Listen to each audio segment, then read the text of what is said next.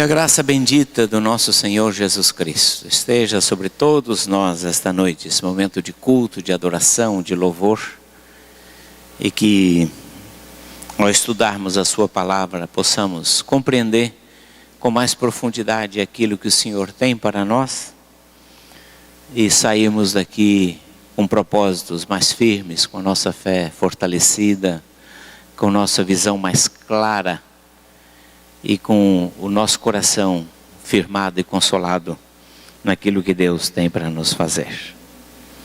Abra sua Bíblia no Evangelho segundo São Marcos. Nós vamos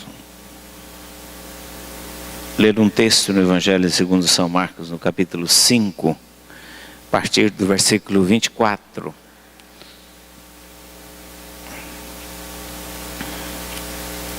Evangelho segundo São Marcos, capítulo 5, do versículo 25 até o versículo 34. Aconteceu que certa mulher, havia 12 anos, vinha sofrendo de uma hemorragia e muito padecer à mão de vários médicos, tendo despendido tudo quanto possuía, sem contudo nada aproveitar, antes, pelo contrário, indo a pior. Tendo ouvido a fama de Jesus, vindo por detrás dele, por entre a multidão, tocou-lhe a veste. Porque dizia: se eu apenas lhe tocar as vestes, ficarei curada. E logo se estancou a hemorragia e sentiu no corpo estar curada do seu flagelo. Jesus, reconhecendo imediatamente que dele saíra poder, virando-se no meio da multidão, perguntou: quem me tocou nas vestes? Responderam-lhe seus discípulos: vês que a multidão te aperta e dizes: quem me tocou?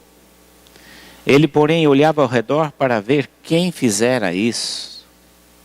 Então a mulher, atemorizada e tremendo, cônscia de o que nela se operara, veio, prostrou-se diante dele e declarou-lhe toda a verdade. E ele lhe disse: filha, a tua fé te salvou, vai-te em paz e fica livre do teu mal. Pai, nós te pedimos em nome de Jesus, que ao meditarmos na tua palavra, o teu Santo Espírito ministre ao nosso coração. Ele é que faz nos lembrar do ensino de Jesus. É Ele que sonda os corações. É Ele que conhece o profundo e o escondido. Ele que é capaz de trazer à tona os nossos pensamentos e as nossas intenções mais ocultas.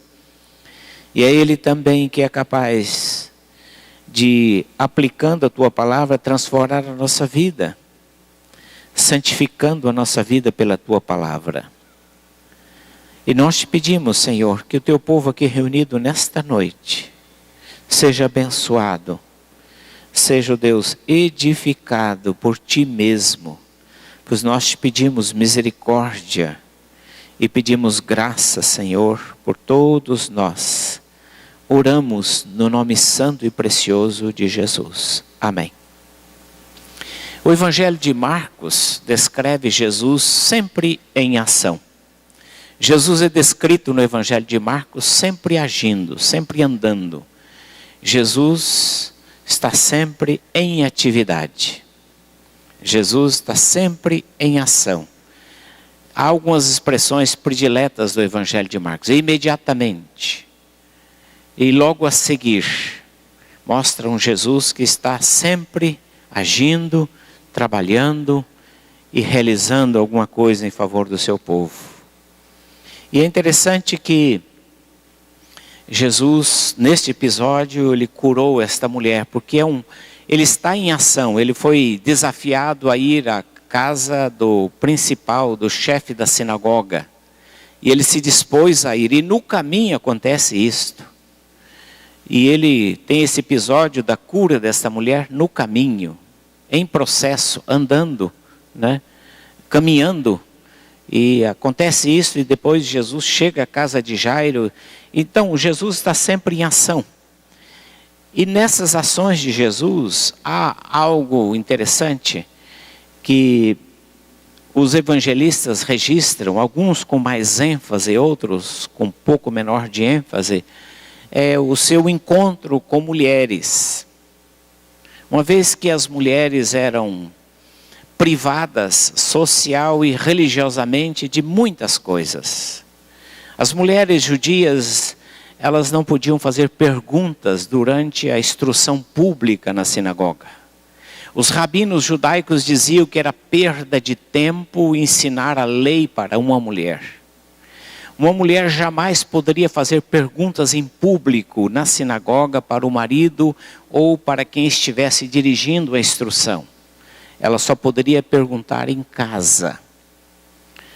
E mesmo na vida social, as mulheres eram privadas de muitas coisas. Elas não podiam, por exemplo, andar ao lado do marido na rua. Elas tinham que andar pelo menos 2 passos atrás do marido. Na hora da refeição, não lhes era permitido ela comer junto com o esposo e os convidados. Ela comia com as crianças e com os servos à parte. Além do fato que na época de Jesus, os judeus piedosos, os judeus religiosos, oravam todos os dias. Uma oração dando graças a Deus, diz: graças te dou, ó Deus, porque eu sou judeu e não sou gentio. Graças te dou, ó Deus, porque eu sou livre e não sou escravo. E graças te dou, ó Deus, porque eu sou homem e não mulher. De tal maneira as mulheres eram marginalizadas, excluídas. Era impensável que uma mulher pudesse ensinar, instruir. Mas de uma maneira muito sutil, quebrando esses paradigmas, rompendo com esses conceitos culturais, o Evangelho introduz o exemplo de mulheres.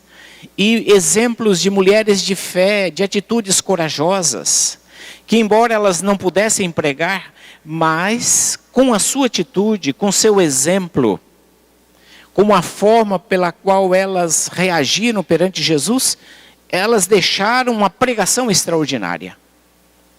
E esse texto é uma pregação. Esse texto é um ensino extraordinário, a história desta mulher.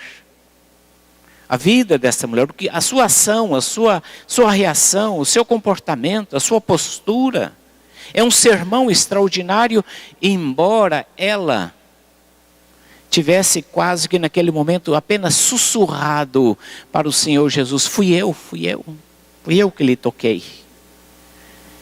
E apenas isto, mas é uma história extraordinária. E ela nos ensina. E eu queria então destacar algumas coisas da história desta mulher. Como ela nos ensina, como ela nos ajuda a compreender o nosso relacionamento com o Senhor Jesus Cristo. Qual era a situação desta mulher? Qual era a condição dela? A primeira coisa que nós entendemos do texto, que ela tinha um mal invisível. Aquele fluxo de sangue, aquela hemorragia. Nem todas as pessoas sabiam. Evidentemente, pela natureza do mal, do problema, da enfermidade, era claro, é óbvio que além dos embaraços naturais que essa circunstância lhe causava, impedindo, privando-lhe a vida plena, completa, ela tinha que ocultar este mal. Porque, de acordo, se fosse seguir as orientações do Levítico, ela não podia tocar em ninguém. Ela não podia ter contato social com ninguém, não podia nem estar na rua. Ela tinha que estar recolhida, porque o livro do Levítico tinha uma prescrição muito severa com as mulheres que estivessem durante o seu período menstrual.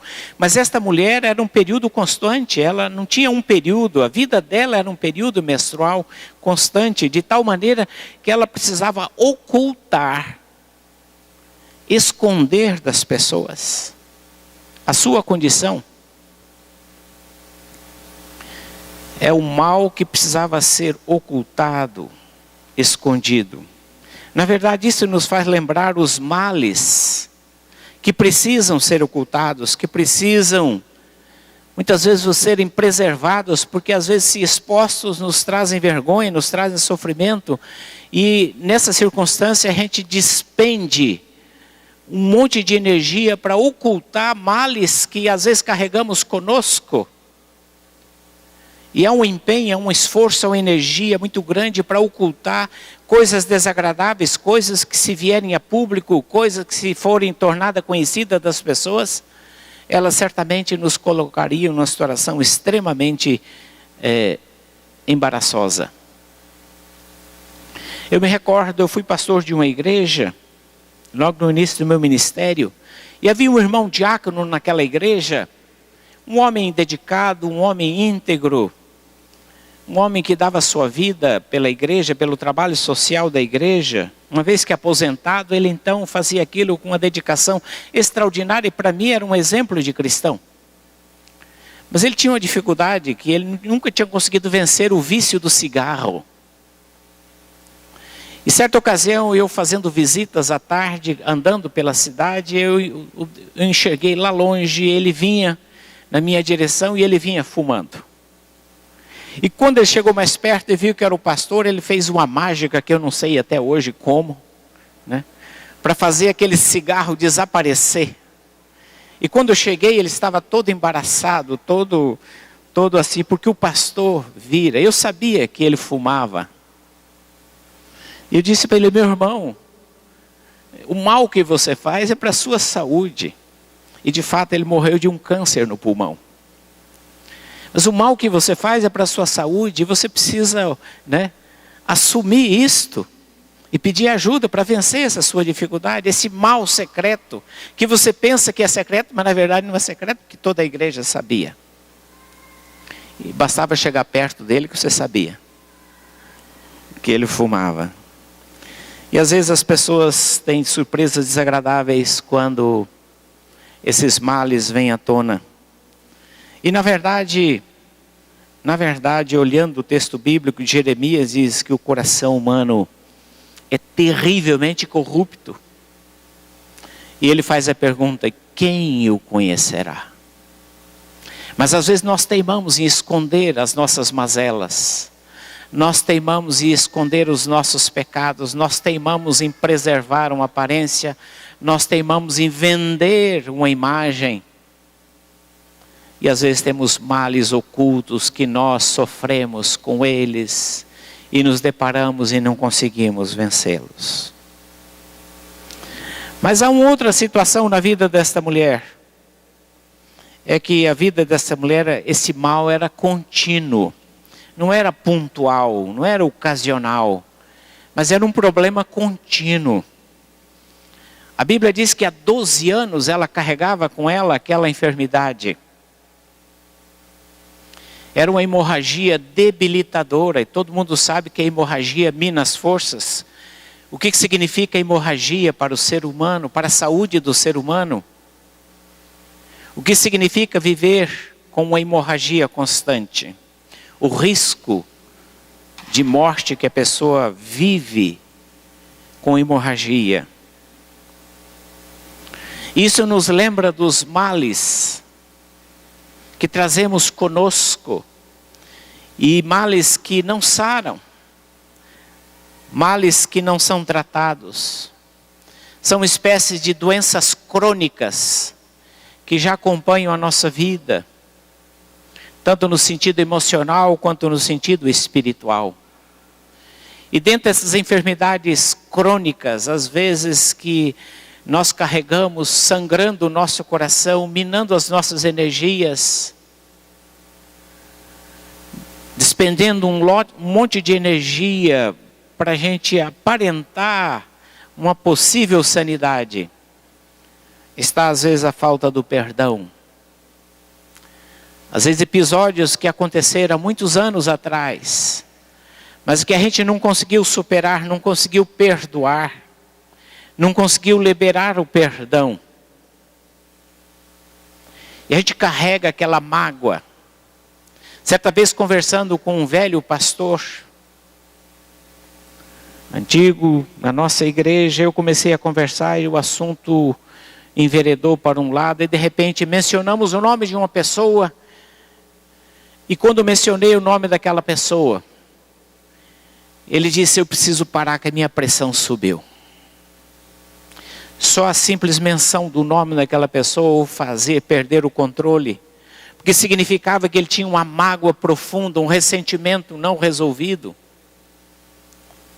carregando aquele mal, carregando aquela hemorragia espiritual por anos a fio. E aquele homem, apesar do ministério abençoado, da longa carreira ministerial, trazia essa dificuldade. Como também, às vezes, a falta da confissão. Às vezes não é a falta do perdão, mas é você confessar um pecado. Você confessar um pecado. Eu creio que eu já compartilhei aqui para os irmãos uma experiência de um senhor que foi ministrado por uma irmã da nossa igreja, que era cuidadora, era enfermeira e cuidava de idosos. E ela cuidava daquele senhor, e ele foi para o hospital e ela começou a evangelizá-lo, mas houve um momento que ele começou a fazer muitas perguntas para aquela mulher e ela não soube responder. Ela disse: pastor, o senhor precisa ir lá visitá-lo. E eu fui visitá-lo e começamos a conversar. E ele disse assim: pastor, eu quero fazer uma pergunta. Quero fazer uma pergunta, é alguma coisa que me atormenta há muito tempo. Há mais de 40 anos atrás, eu planejei a morte de uma pessoa, porque ele se apropriou de umas terras do meu irmão. E eu arquitetei a morte, contratei uma pessoa, estava tudo certo para tirar a vida daquele homem, mas por uma razão qualquer, não foi possível tirar a vida daquele homem. Mas ele carregava aquela mágoa e ao mesmo tempo um sentimento de culpa, que agora, se deparando com o Evangelho de Jesus Cristo, ele disse: o que eu faço com isso, pastor? O que eu faço? Ele disse: é preciso confessar a Deus, e se for possível, confessar a esta pessoa que o senhor intentou matá-la, que o senhor planejou matá-la. Ele já não tinha mais condições pela idade de ir ao encontro daquela pessoa que já morava em outra cidade muito distante. Mas ele teve uma ideia: eu vou escrever uma carta para ele, confessando o meu pecado. E no dia que nós o batizamos na sua casa, porque impossibilidade de a igreja, nós o batizamos na sua casa. Antes do batismo ele disse: pastor, eu quero ler a carta. E ele leu aquela carta em voz alta, dizendo para aquele senhor, contando a sua intenção, o seu plano de tirar-lhe a vida. E ele experimentava naquele momento do seu batismo um grande alívio pela confissão de uma enfermidade que ele carregava por anos e anos a fio, mas ele nunca tivera a coragem, ou talvez nunca fora orientado, nunca fora ajudado a confessar um pecado que ele cometera muitos anos atrás, mas que para ele pessoalmente não estava resolvido. E assim, às vezes a gente carrega males dentro de conosco por anos e anos a fio. E às vezes a gente pensa que o tempo resolve, mas o tempo não resolve problema de pecados. A distância também não resolve problema de pecados. Outras atitudes não resolvem o problema de pecados. O problema de pecado precisa ser tratado como pecado, ele precisa ser confessado. Ele precisa ser tratado diante de Deus, caso contrário, nós sempre teremos conosco aquele sentimento de culpa, e isso se torna uma oportunidade para o inimigo te acusar. E todas as vezes que você se levanta para falar alguma coisa, para realizar alguma coisa, ou para iniciar uma caminhada com Deus, o inimigo lembra, diz: está lembrado? Eu sei o que você fez no verão passado. Eu sei o que você cometeu lá atrás. E o inimigo passa na nossa cara aquilo. É por isso que a gente precisa confessar, e confessar de maneira audível, para que ele não tenha esse poder, para que ele não nos imobilize, para que ele não nos paralise por pecados cometidos no passado e que nós não ainda tratamos com Deus e nós ainda não resolvemos aquilo. Deus possivelmente já nos tenha nos perdoado, mas você precisa tratar daquilo para a sua saúde espiritual e emocional, para que possa enfrentar o inimigo corajosa e abertamente. Esta mulher nos ensina uma coisa extraordinária, porque ela estava lutando pela sua cura. O texto bíblico diz que ela, durante 12 anos, padecera desse mal e estivera na mão de muitos médicos. Eu imagino esta mulher, acho que o plano de saúde dela não era muito bom, talvez fosse o SUS. Ela de consultório em consultório, de hospital em hospital, à espera que se marcasse um exame daqui a 6 meses, daqui a 1 ano, daqui a 2 anos. E na espera que encontrasse um médico, mas cada médico dava talvez uma receita diferente, e ela ia, comprava. Eu imagino que esta mulher deve ter tomado também muitas receitas caseiras, porque todos nós gostamos de oferecer receitas caseiras, né?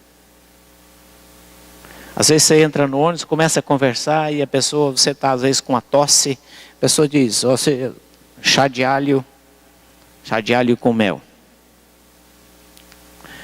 Em Fortaleza, as irmãs da igreja faziam e sempre me ofereciam. Às vezes eu tinha problema de tosse, pregando, ele disse, pastor, eu vou fazer um lambedor para o senhor. Você sabe o que é lambedor? É um preparado, né? Com mel, um monte de coisa que eu nem sei o que vai lá. Quer dizer, vou lhe oferecer um lambedor. Eu só ouvi esse nome e ficava arrepiado. Falei, meu Deus, o que será esse lambedor? O que eu vou ter que lamber aqui? Mas na verdade era um xarope. Era um preparado lá que eu não sei a receita. Mas às vezes as pessoas te receitam tantas coisas, você está com dor, né? Diz que depois de alguma idade a gente não pergunta como vai, a gente pergunta onde é que dói, né? E as pessoas sempre têm uma receita. Você já tomou esse remédio? Olha, eu tomei e foi bom, viu? E a gente compartilha as nossas receitas, compartilha os nossos chás, a gente compartilha as nossas soluções para a saúde. Eu imagino que essa mulher, além de ter tomado todos os medicamentos que o médico receitou, que os médicos receitaram, ela gastou todos os seus haveres. E Marcos diz que ela piorou, em vez de melhorar. Interessante que Lucas narra este episódio, mas Lucas não diz que ela piorou, porque Lucas era médico, né? Ele resolveu proteger a classe. Mas Marcos foi duro. Ela gastou tudo. E ela, em vez de melhorar, piorou. Foi duro com os médicos. Esta mulher, na sua luta, era aquilo que nós chamamos hoje de resiliência. É um termo novo, bonito, para descrever.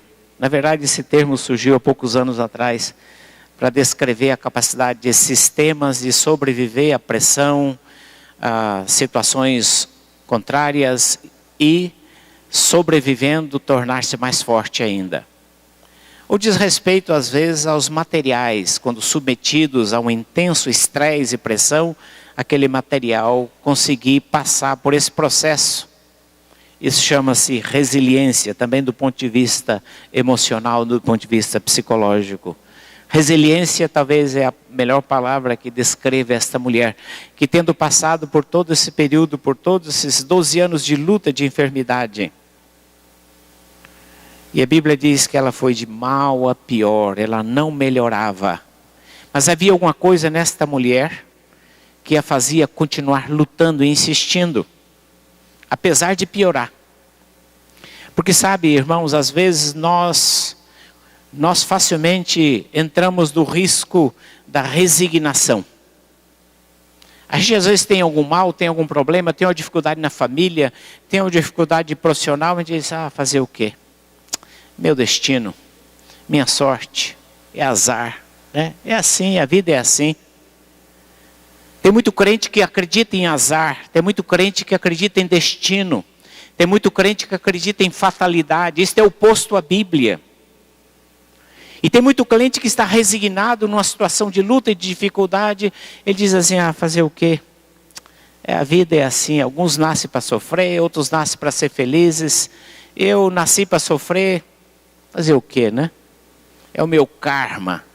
Isso é coisa de hinduísmo, é coisa de espiritismo, mas não é coisa de quem crê na palavra de Deus. Crente não tem karma. A nossa vida está nas mãos de Deus. É Deus que dirige a nossa vida. E os acontecimentos que sucedem na nossa vida têm um propósito. E há um propósito de Deus em conduzir a nossa vida. E muitas vezes os acontecimentos difíceis, eles se tornam oportunidades.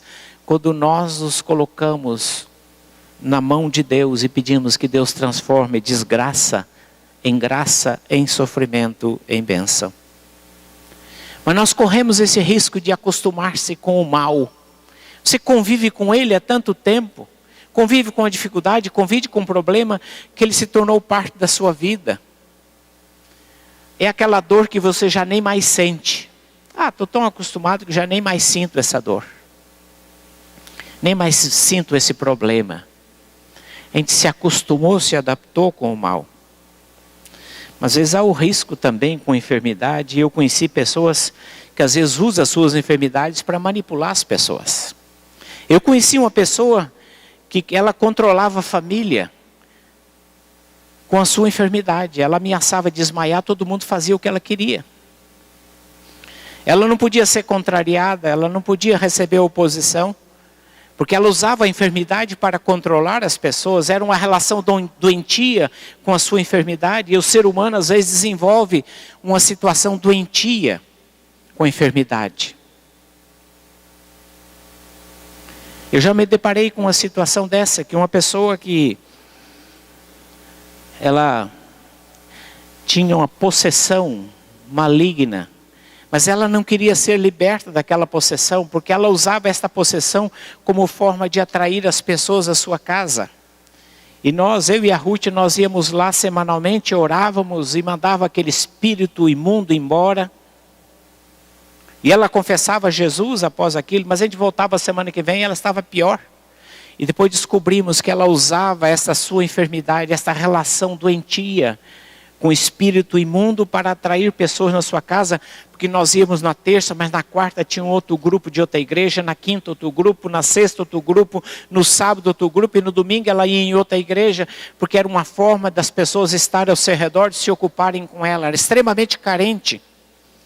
E ela usava aquela enfermidade espiritual. Havia uma espécie de um conluio espiritual entre ela e aquela enfermidade, que ela usava aquilo para manter pessoas perto dela. E quando Deus nos deu esse discernimento, nós a confrontamos. A senhora não quer ser liberta. A senhora não quer ser curada, porque a senhora usa a enfermidade para ter pessoas perto da senhora. E há pessoas que fazem isto. Usa a enfermidade para atrair atenção, usa a enfermidade para provocar pena nas pessoas, usa a enfermidade para obter misericórdia. Mas esta mulher não estava conformada. Ela não estava conformada com o seu mal.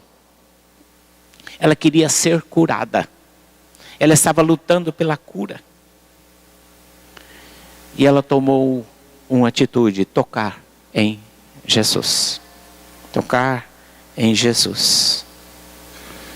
E para tocar em Jesus, ela venceu muitos embaraços. Aquela multidão, ela teve que abrir caminho, talvez com o cotovelo, talvez licença não funcionasse. E ela foi rasgando pelo meio daquela multidão, determinada, que eu preciso ser curada. Eu preciso ser curada, eu quero ser curada, eu não me conformo com a minha enfermidade. Eu não creio que é plano de Deus que eu passe a vida toda enferma com esta enfermidade. Eu não entendo que o projeto de Deus para a minha vida é esta limitação. Eu quero ser curada. E esta mulher foi vencendo os embaraços para chegar a Jesus. Nós estamos celebrando o Natal e eu quero dizer, e hoje de manhã o pastor Isaías pregou sobre o falso e o verdadeiro Natal, que às vezes o Natal se transforma num embaraço para você crer em Jesus. Porque a imagem que você tem de Jesus não é só das festas, das vitrines enfeitadas, dos presentes, das comidas, do encontro da família, que tudo isso tem o seu valor, sua importância, mas não é o Natal. Ou ainda quando você olha para o presépio, você vê lá no presépio o menino Jesus. É que ele é um menino. E o menino no presépio, na mentalidade do povo, na mentalidade das pessoas, empobrece Jesus. Porque o que faz o menino? O menino é algo inofensivo, o menino é algo que está ali, indiferente, alheio. Esta imagem que as pessoas têm do menino Jesus. O que faz o menino? Muito diferente da ideia de um Jesus Senhor, de um Jesus Salvador, Rei dos Reis, vencedor, que derrotou os poderes, que venceu a morte, que venceu os pecados. É muito diferente. Esse é o embaraço. Às vezes essas imagens do Natal, isso são embaraços da gente compreender o que significa realmente tocar em Jesus. São ideias distorcidas, são ideias que impedem uma compreensão verdadeira a respeito de Jesus. Mas esta mulher nos ensina alguma coisa importante. É o toque da persistência. É a diferença entre ser doente e estar doente. Em ter um problema e ser um problema. É muito diferente. E esta mulher nos ensina nesta noite, de maneira extraordinária. Não sabemos o seu nome. Não sabemos onde morava. Não sabemos a respeito da sua família. Não sabemos a respeito da sua origem social. Das suas posses. A Bíblia não fala nada sobre esta mulher. Mas esta mulher nos ensina esta noite uma coisa muito importante. Persista. Persevere. Você que luta com problema, você que luta com a dificuldade, você que luta com a limitação, você que luta com algo na sua família, na sua vida pessoal, você que tem lutado e anos a fio, às vezes além de 12 anos, muito mais do que essa mulher, com essa dificuldade, com esse problema, esta mulher nos ensina uma coisa. Aquele toque em Jesus era um toque de persistência, de alguém que dobrou, mas não se quebrou. De alguém que vergou, mas não se partiu. De alguém que nunca se entregou, diz: eu quero ser curada, eu preciso ser curada. Há esperança para mim, eu creio num projeto de Deus, eu creio que Deus tem algo para mim. Esse tipo de persistência que faz a diferença. Esse tipo de persistência que esta mulher nos ensina esta noite. Você é persistir. Às vezes a gente ora 1 a 2 vezes. E Senhor, abençoa. E depois a gente esquece. Às vezes as nossas orações são orações assim muito descomprometidas. Senhor, se for da tua vontade, faça. Se não for, tudo bem. A gente vai levando, né? Fazer o quê? Não é este tipo de atitude que impressiona o Senhor Jesus. É a atitude da persistência. Da persistência. Você está orando há 1 ano? 2 anos? 3 anos? Quanto tempo você está orando? Quanto tempo você está ajoelhando diante de Deus e colocando a tua família, colocando esse problema, colocando uma necessidade diante de Deus e você ainda não viu solução e às vezes as coisas estão piorando em vez de melhorar. Mas cada dia a gente ora e a gente importuna, como aquela mulher na narrativa de Lucas importunou o juiz até que. Como aquela mulher em Lucas também procurou até encontrar. É o toque da persistência. Quando aquela mulher tocou em Jesus, não era simplesmente um esbarrão. Não era você aí. Ela estava tocando, ali havia persistência, perseverança. Você está orando pela solução de um problema? Persista, persista, persista, persista. Até que Deus te diga, vou fazer ou não vou fazer. Ou até que às vezes Deus não mude a situação, Deus mude você. Às vezes Deus está demorando, não é porque Ele espera mudar a situação, ser convencido pelas suas preces, mas Deus está esperando que você mude, para que você possa entender e ver aquele problema em outra perspectiva. Há uma segunda coisa naquela mulher que eu queria deixar com você nesta noite. Há um toque de ousadia. Ela, do ponto de vista sacrificial, do ponto de vista religioso, ela era impura. Ela não podia tocar em ninguém, ela não podia nem estar na rua. Ela tinha que estar em casa. Mas esta mulher não se curva diante disso e ela ousadamente vai tocar em Jesus. Quando ela toca em Jesus, ela está sendo ousada.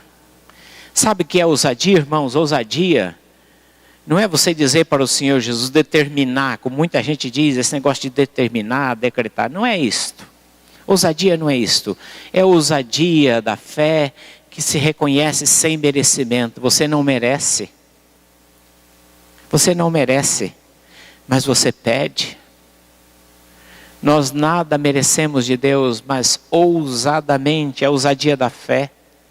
É a ousadia que a palavra nos ensina e nos permite você tocar em Jesus. Ninguém é merecedor de nada de Deus. Tudo que Deus nos dá é pura graça. Pura graça. Gratuidade pura. Portanto, ninguém é merecedor. Ninguém tem créditos para chegar diante de Jesus. Senhor Jesus, olha o meu passado, olha o meu histórico. Dá uma olhada no meu currículo. Há tanto tempo que eu te sirvo, Senhor. É a palavra do filho mais velho. Há quantos anos te sirvo? Sem quebrar uma ordem, uma regra tua. Dou o dízimo, venho na igreja de manhã, de tarde, de noite. Não falto na reunião de oração, participo do pequeno grupo, canto no coral. Senhor, eu mereço. Ninguém merece. A nossa súplica é a súplica da ousadia da fé. Ousadamente pedimos, sem merecer, mas é por causa de Jesus que nós adentramos com ousadia. E finalmente ela tocou na pessoa certa. Porque tem muita gente tocando no apóstolo, tocando em objetos, tocando em lenços, mantos. Ela tocou em Jesus. É tocar na pessoa certa. Minha fé é pequena, mas a minha fé é em Jesus. É tocar em Jesus. Ela tocou na pessoa certa. E ela foi curada. Eu queria convidá-lo nesta noite. Eu não sei se você tem uma causa que você luta em oração e que você tem pedido ao Senhor Jesus.